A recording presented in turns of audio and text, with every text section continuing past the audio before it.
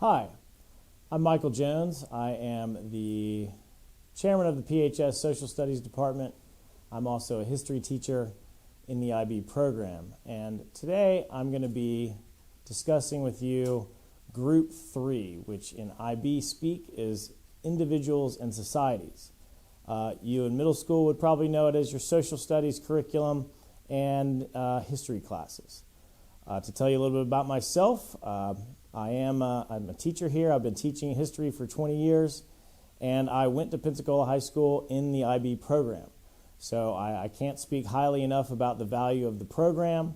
It was a great place to be a student, and it's a great place to be a teacher.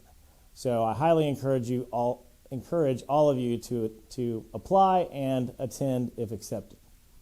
So now I'll begin to discuss our curriculum. In the 9th grade, every 9th grader will take what's called AP Human Geography, Advanced Placement Human Geography. Advanced Placement courses are 1 year long, and you sit for a national exam at the end. That exam has no bearing on your PHS grade, but it is how you would earn college credit if you pass that exam. It's scored on a 1 to 5 scale, with 3, 4, 5 being passing scores. And depending on what college you go to, you can earn college credit while in high school. So AP Human Geography is what every 9th grader in the IB program takes. It's a really interesting class. It's not just rivers and mountains and capitals and countries, but rather more like a sociology, anthropology type class. You're going to dive into where people are living, why they're living there, and how they interact with the environment, and how that's shaped their experience. So it's not a true history course, but it does involve a lot of elements of history, and it's a really popular class. In the 10th grade, every student will take AP Human Geography. AP U.S. History. In the 10th grade, every student will take AP U.S. History. And this is pretty straightforward. It's the story of the United States from the colonial time till present time. And again, it's an AP class, so the students would sit for the AP exam in U.S. history at the end of that course.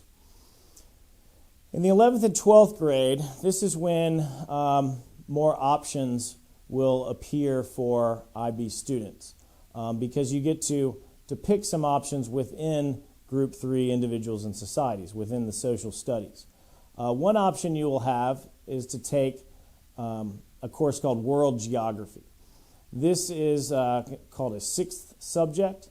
It's kind of like an IB elective. It's 1 year long. And again, it's more comprehensive than human geography. You're going to study some of the same concepts, but what we're dealing with in IB World Geography, that's the title of the course, is the interaction of individuals, societies, and the physical processes in both time and space. So it's more comprehensive than the 9th grade class, and it is an IB examined course, so you would sit for the exam at the end of that 1 year. There's a field study that's involved as well in IB World Geography. Another option in the 11th grade is to take IB Business Management. This would be a full IB class because it's 2 years long. And so you take one part of it in the 11th grade and one part in the 12th grade. So what business management covers is, business management theories, analyzing business activities at the local, national, and international levels. Okay, and students learn about ethics of business and finances, of course, in businesses, cultural elements to business development. There's also a field study project involved in that course. The other option in Group 3 Individuals and Societies is what I teach, and that would be IB History. So IB History is a 2-year course. The IB exam comes at the end of the 2nd year. The first year, we actually will squeeze in another advanced placement class. This time it's AP European History. And enough of the curriculum of that 1 year AP class is useful for the 2nd year of IB Contemporary History. So AP European History would be in the 11th grade, and that covers basically the Renaissance through the modern era. It's, of course, an AP class. The AP classes are college level because you can earn college credit. It's what you call a survey course. It covers a lot of material in a short amount of time, just one school year. But I've been teaching this one since I started teaching here at PHS, and I think it's a really interesting class because you learn about a lot of things that you've probably heard of but maybe not studied. The Renaissance, Napoleon, the French Revolution, imperialism, the World Wars, the Cold War. So we cover a lot in that AP Euro class. Then the second year of IB history is called Contemporary History. It's a 20th century history course that also has a lot of focus on Latin American history. So some of the 20th century information from European history carries over into that senior year, but we also will dive into things like the Japanese component to World War II, which is something unique for high school history classes.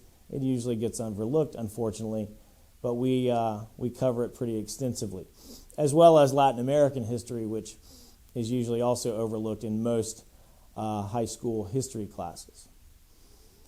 Beyond that, in the social studies department at PHS, there's many electives that are also advanced placement designated that a lot of our IB students take.